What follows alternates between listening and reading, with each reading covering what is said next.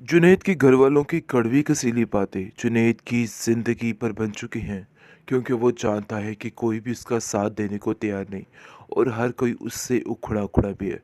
ये बात वो बड़े अच्छे तरीके से समझ चुका था, लेकिन तानिया ने जो उसका दिल तोड़ा है वो भूल नहीं सकता है, क्योंकि वो जान चुका है कि सब लोग मतलबी हैं और कोई भी रिश्ता ऐसा नहीं है जिसको निभाया जाए। जिसकी वजह से वो काफ़ी परेशान है। दुर्दाना और उसकी बातें सुनकर तानिया की वो काफ़ी परेशान और उदास होता है, लेकिन वो सोचता है कि किसी को कुछ भी बताने का कोई फ़ायदा नहीं। जब मेरी सगी माँ ने मेरा साथ नहीं दिया तो आखिर कोई और कैसे दे सकता है। इसलिए वो बेचारा खामोश हो जाता है और इस बात पर मजबूर हो जाता है कि अब उसको बस ऐसे ही अपनी ज़िंदगी को गुजारना होगा। कोई भी उसका साथ नहीं देने वाला है। लेकिन अब देखेंगे कि मज़ीद परेशानी में उसका जो हाल हुआ है उसकी ज़िम्मेदार सिर्फ़ और सिर्फ़ ये लोग हैं। इस चीज़ का वो बार-बार दावा कर रहे, लेकिन बेचारा क्या करे, क्योंकि उसको भी कुछ समझ नहीं आ रही है कि उसको क्या करना है और क्या नहीं करना है। ख़ैर वो बहुत ज़्यादा परेशान है और परेशानी के आलम में उसका ये हाल हो गया है। दूसरी तरफ अब देखेंगे कि नयाब की ज़िंदगी अजीरन बनाने में इन लोगों ने कोई कसर नहीं छोड़ी है। वो आए दिन कोई ना कोई ऐसे तमाशे, ऐसे भयानक काम शुरू करे हैं कि सब कुछ ख़त्म हो रहा है। लेकिन वो भी अब ठान चुकी है कि वो अब इन लोगों से डरने वाली नहीं, बल्कि इन जैसे लोगों का डट कर मुकाबला करेगी। इसलिए अब उसको किसी चीज़ का कोई खौफ बाकी नहीं रहा है और वो जान चुकी है कि ऐसे यानी कि हिम्मत हारने से तो कुछ हासिल नहीं होने वाला।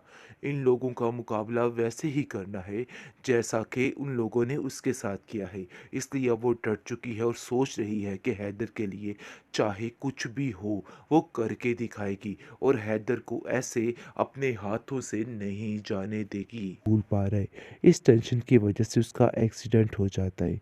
लेकिन आप देखेंगे कैसे ही निगार को इस चीज़ का इल्म होता है कि ये सब कुछ हो गया, तो वो काफ़ी ज़्यादा परेशान होती है और सोचती है कि काश वो अपने बेटे की बात मान ही जाती, क्योंकि वो जानती है कि जो कुछ हो रहा है सरासर गलत हो रहा है, लेकिन फिर भी जानबूझकर इन सब बातों में साथ दे रही है। लेकिन फ़िलहाल खामोश है, लेकिन बहुत जल्द वो माफ़ी मांगने वाली है और इन सब चीज़ों का गुफ़ारा अदा करने वाली है, क्योंकि वो जानती है कि माफ़ी अदा करने के अलावा और कोई भी ऑप्शन नहीं है और वो जुनैद को ऐसे दोबारा हासिल नहीं कर सकती है। लेकिन नयाब को उस बेचारी का उस घर में रहना बहुत मुश्किल हो चुका है। सब घर वालों ने उससे मुँह मोड़ लिया है। लेकिन जैसे ही उसने एक दफ़ा आवाज़ उठाई अपने बारे में, तो सब कुछ ठीक हो गया और वही आवाज़ काश वो पहले ही उठा लेती, तो सब कुछ बेहतर हो जाता। दादी उसको समझाती है, किस तरह खामोश रहने से कुछ भी नहीं होगा। तुम्हें अपने हक में खुद आवाज़ उठानी होगी। बस ये बात तो तय है कि तुम्हें अपने दिमाग को अब दुरुस्त करना है और सब चीज़ों को देखभाल करनी है। मैं तुम्हारे साथ हमेशा रहने वाली नहीं हूँ। मेरी तबीयत आज ठीक होती है और कल ख़राब होती है और इन सब बातों को तो तुम बड़े अच्छे तरीके से जानती हो और मैं नहीं चाहती कि तुम किसी किस्म की परेशानी का शिकार हो। बस मैं चाहती हूँ कि तुम अपने घर में आबाद रहो और खुश रहो। जिसको सुनकर नायाब रोने लग जाती है और कहती है कि न जाने ये मेरे नसीब में है भी कि नहीं।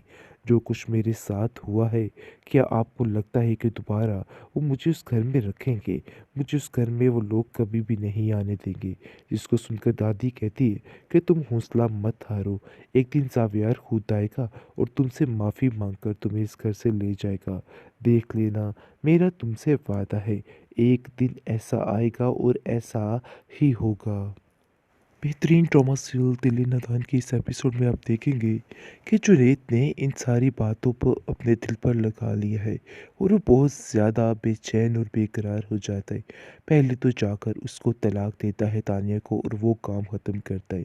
तानिया बहुत ज़्यादा खुश है और कहती है कि तुम्हारे से तो मेरी जान छूटेगी फाइनली। जो मैं चाहती थी वो हो गया। लेकिन दुर्दाना उसको समझाती है कि देखो तुमने बहुत बड़ी गलती कर दी है। तुम्हें इन चीज़ों का अंदाज़ा नहीं हो रहा, लेकिन जब तुम्हें एहसास होगा तो फिर तुम्हें समझ आएगी, क्योंकि ज़ावियार भी कभी तुम्हारे हाथ नहीं आने वाला। ये बात अपने ज़हन में बिठा के रखना। तुम अगर ये समझ रही हो कि ज़ावियार तुम्हारे हाथ आ जाएगा, तो ऐसा नहीं होने वाला है।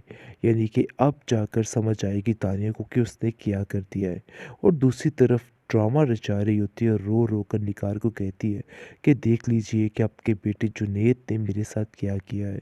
अब इस चीज़ का कैसे आप सारा कफ़ारा भुगतेंगी और क्या करेंगी? आगे से वो कहती है तुम फ़िक्र मत करो, बहुत जल्द इस नायाब की जान भी इस घर से छूटने वाली है। तुम्हारा सारा मकसद पूरा होगा, तुम्हें मैं इस घर की बहू ज़रूर बनाऊँगी और ज़ावियार तुम्हें ज़रूर मिलेगा। जिसको सुनकर वो बहुत ज़्यादा खुश हो जाती है और चहचहाने लग जाती है, लेकिन ये बात किसी को महसूस नहीं कराती है। खैर आप देखेंगे कि दूसरी तरफ सदमा ले चुका है बेचारा जुनैद, क्योंकि वो जानता है कि हर कोई उससे दूर हो चुका है और तरह-तरह की बातें करते हैं और जिसकी वजह से उसकी माँ भी, जब अब उसने देखा कि उसकी माँ भी उससे दूर हो चुकी है, तो ये बात का वो सदमा ले बैठा और सोचता है कि आखिर नयाब पर उस पर इस तरह के इल्ज़ामात लगाए जा रहे हैं, बिल्कुल बेबुनियाद है और कैसे इन सारे इल्ज़ामात को वो मिटाएगा, क्योंकि जैसा रवैया ज़ावियार ने उसके साथ रखा और दूसरी तरफ गज़नफ़र ने भी उसका जो हाल किया है, उसे वो सारा कुछ नहीं भूल पा रहा है। इस टेंशन की वजह से उसका एक्सीडेंट हो जाता है।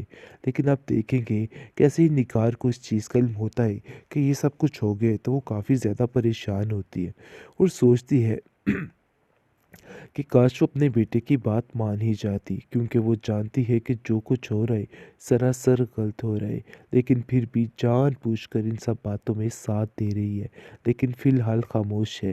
लेकिन बहुत जल्द वो माफ़ी मांगने वाली है और इन सब चीज़ों का कफ़ारा अदा करने वाली है, क्योंकि वो जानती है कि माफ़ी अदा करने के अलावा और कोई भी ऑप्शन नहीं है और वो जुनैद को ऐसे दोबारा हासिल नहीं कर सकती है।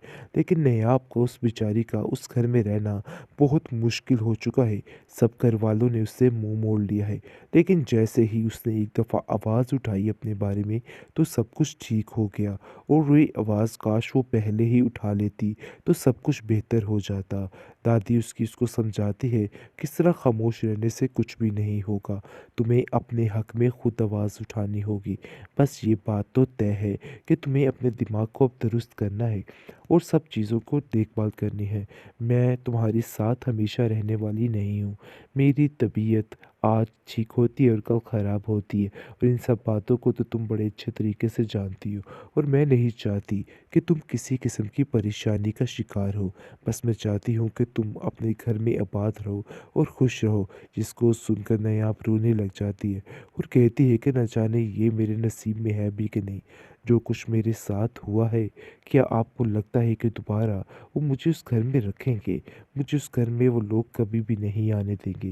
जिसको सुनकर दादी कहती है कि तुम हौसला मत हारो। एक दिन ज़ावियार खुद आएगा और तुमसे माफ़ी माँगकर तुम्हें इस घर से ले जाएगा। देख लेना, मेरा तुमसे वादा है, एक दिन ऐसा आएगा और ऐसा ही होगा।